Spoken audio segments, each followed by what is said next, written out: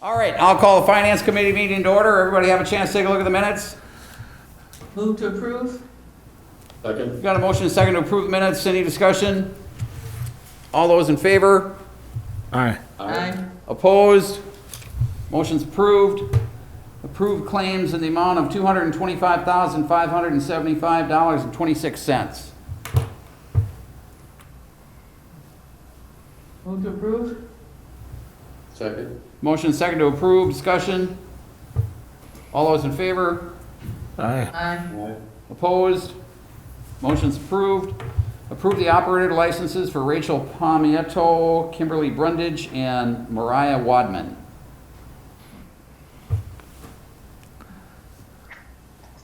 Move to approve. Allison, you're not gonna make the usual, No, I'm flipping pages here, unfortunately. Look in Look your glove box. For the period of March 16th, 2021 to June 30th, 2022, contingent upon successful completion of background check and any outstanding debt owed to the city. Move to approve? Second. Got a motion and second to approve. Discussion? All those in favor? Aye. Aye. Opposed? Motion's approved. Approve the city attorney RFP recommendation. Move to approve? Second. We got a motion and second to approve. Anybody, Mike, you want to weigh in on this real quick? No, I think Aaron's synopsis of the issue sheet was pretty, very accurate, so. That's fine. It is a public meeting, though. I mean, the public might want to know what's going on. Yeah, so, obviously, we released an RFP for the city attorney services on early February 2nd.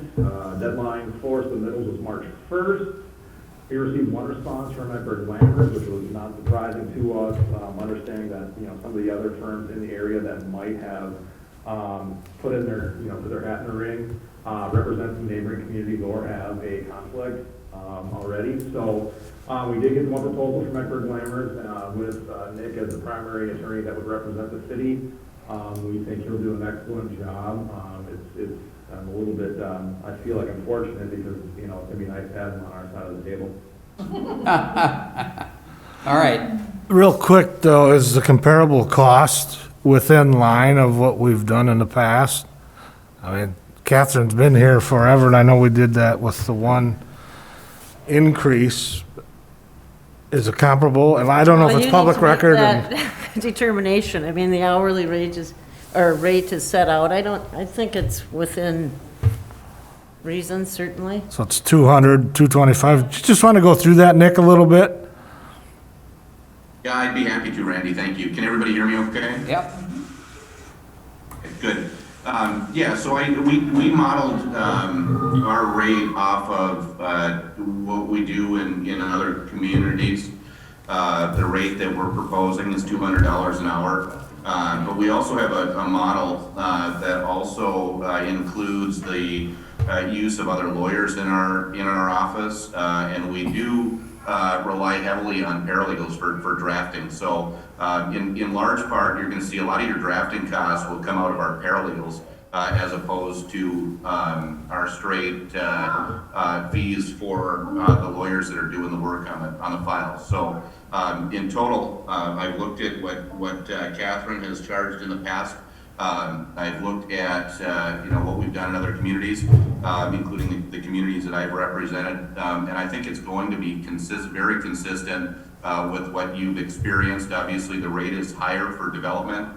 All of those costs get passed through to developer, and then we've got specialty services in there as well. So my goal is to be as efficient as I possibly can on your behalf. And to judiciously utilize those dollars to make sure that we've got the right people doing the right work, so that we're good stewards of the residents' money. And this is a straight, how long a contract? Well, I think what we would propose is a 3-year, like we do in most communities. Although what I would say is that typically in our contracts, both sides have the right to terminate on 90 days written notice to the other. We've never had that happen, but it's so you've got a term of 3 years so that ultimately you can budget accordingly but you maintain control throughout the entire term as to whether the contract continues. And it's your expectation that you're gonna be here at every meeting? Absolutely, yep. Okay, except for any conflicts, obviously. Right, and let me address those, because Mike and Aaron and I had met on those a week or two ago, just to walk through them. I didn't mean to get into this. You know, as everybody is aware, we're working with Hudson Stations. We're in the middle of that project. And we have one other application pending with Land Dev on the proposal on Hanley and Old 35. Those are the only two that we'll need to work through. Both, I think we've got scheduled to be completed with all the entitlements, hopefully by the end of July. Everything else is substantially complete, including Bella Rose and including the Lee property development. Aaron wanted to make sure that we had a clear plan for transitioning out of those. We've also talked about how the city is represented on those matters with third party, probably by Freiberger, which has done all of your development work, but potentially by other third party as well. So I think we've got a good solid plan. Obviously, we want to make sure that the city has representation, and we want to make sure that we're working through the transitional projects that we've got going currently. But I don't anticipate that it's going to be any issue. I've talked with Hudson Physicians and Matt Brandt. I've talked with Dick Morris, and all are on board with. They're all aware. They're all on board, and they're all happy with the transitional process. Appreciate that, thank you. All right, thanks, Nick. We got a motion, a second. All those in favor? I still have a question. Okay, Joyce?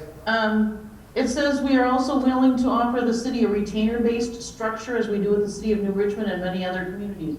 Has the city looked at that? We have not yet, but we'd be happy to look at that with Nick. Okay. All right. All those in favor?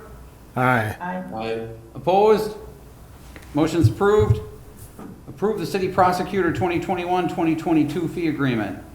This is just an annual approval that we do. We've been very happy with Rory O'Sullivan, who's out of Rodley office, Kathy's office. So it's a budgeted amount. Like I said, everybody's very happy with the services he provides. Recommend approval. Move to approve. Second. Got a motion, a second to approve. Discussion? All those in favor? Aye. Aye. Opposed? Motion's approved. Discussion and possible action to amend the alleyway assessment policy. Good evening, everyone. Michael? Mike Moraz, Director of Public Works.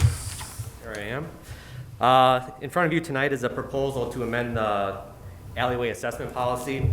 And as you'll note in the issue sheet, this is only directed toward residential districts. And Public Works Committee has been discussing this for the last couple of months, and the intent on this was to try to expedite our alley reconditioning process. In the past, the residential districts were charged 50% city, and then 25% on each side of the alleyway. And Randy and Rich, you probably know that there's a lot of consternation when we come to those assessments, just because a lot of people they don't use the alleys, or they are just assessed for the street side, and it just becomes cumbersome, and we get a lot of opposition from the residents, and nothing ever happens. And then, as you see right now, the current condition of our alleyways they're terrible. So I want to put together a program, and the new language in the assessment policy for residential districts states that any repaving that's done by the city would be 100% covered by the city.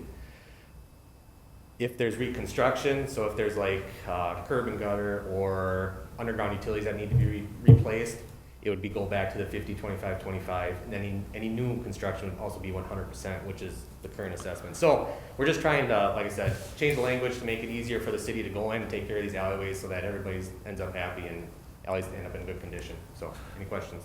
Watching your meetings, you guys had a discussion about doing away with the taxing any of the residents. Is that correct, or was it what you have here in front of us? It was what you had in front of you. Yep.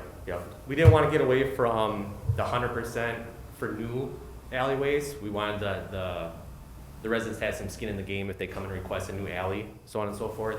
We just want to take care of that maintenance side and take that responsibility on as a city. because as we've been going along here since Dean's jumped on board, I'm not pointing fingers at you, Dean, but you are an engineer. That's a joke. You seem to be you seem kind of, every time we're coming to meetings, we're assessing our taxpayers. What's the thought behind all that? There's multiple ways that we can go about it. Right now, our current assessment policy as a whole, it's not very robust compared to other communities. In fact, it probably, by the time you factor in Dean's wage and my salary, all the time that we spend putting together assessments, public hearings, so on and so forth, it's almost a wash. So for example, on Vine Street, $800,000 project, we were only able to obtain, $60,000 back approximately. So, I mean, the weight, the cost, ratio isn't, I don't know, there's different ways of doing it. So, There just seems to be a just noticeable difference when our citizens are gonna start complaining about every project we have, we're assessing them now. and we do assess them for curb and gutter and sidewalks, which is our current assessment policy. And that's, I know Tom Sifko followed that same procedures back when he was here. So it's not, we didn't do anything new when it comes to general construction for assessments. Okay. Well, this one actually works in the favor of the resident. No, I think, I appreciate that. I think they should too. Yeah, Thank you. yep. Anybody else? Do we have a motion on this? Not yet, I don't think so. Not yet. Move to approve? Second. Motion second to approve, discussion. All those in favor? Aye. Aye. Aye. Thank you. Opposed? Motion's approved. Approve resolutions for the issuance and sale of general obligation bonds and promissory notes for the 2021-2022 capital improvement projects. Budget. Alex had hoped to be on the phone to answer some questions, but they knew it was going to be tight. They will be on for council. This is to issue for our CIP, for our street projects, the park projects for bonds, and then the equipment for notes. I'll move, we recommend approval. Second. Motion second to approve. Any discussion? All those in favor? Aye. Aye. Opposed? Motion's approved. Discussion possible action on approval of bids for the Highway 35 Second Street project. All right. Thank you, Mayor, and thank you, City Council, or Finance Committee, I should say. We received bids from WISDOT this past week in regards to the Highway 35 project. In the issue sheet, you can see that the 3 bids that we received, or WISDOT received, were all under the engineer's estimate, which is great. Got a little bit more information from WISDOT as to how kind of that all shaked out. Our share of the project is approximately $181,000 less than what we expected it to be, which is great. Obviously, you want it to be less than the budget, which is a good problem to have. And so we would recommend approval of the bids. Just will say too, it kind of broke down that the utilities portion of the project was over the estimate by a bit, and then the non-utilities, so like the street pavement, curb and gutter, sidewalks, that kind of thing, were under the bid significant, or under the estimate significantly. So the total ended up being under. So we recommend approval. Move to approve? Second? Got a motion second to approve. Discussion? All those in favor? Aye. Aye. Opposed? Motion's approved. I don't have anything for future agendas. Anybody? Move to Move to adjourn. adjourn? Got a motion second to adjourn. All those in favor? Aye. Aye. Opposed? Motion's approved. We stand adjourned. Thanks, everybody. We'll take just a couple minutes and then we'll start up the council meeting.